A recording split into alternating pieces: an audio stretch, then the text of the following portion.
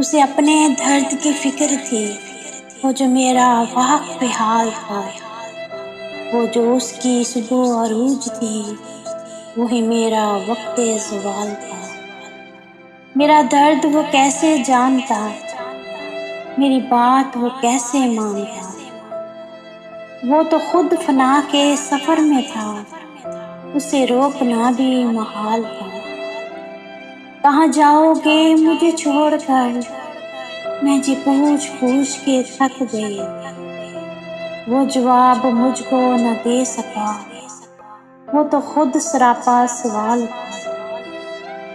वो मिला तो सदियों बाद भी, मेरे लब पे कोई गिला न था।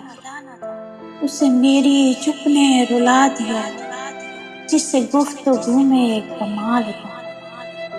उसे अपने दर्द की फिक्र थी, वो जो मेरा वाक़ बेहाल था।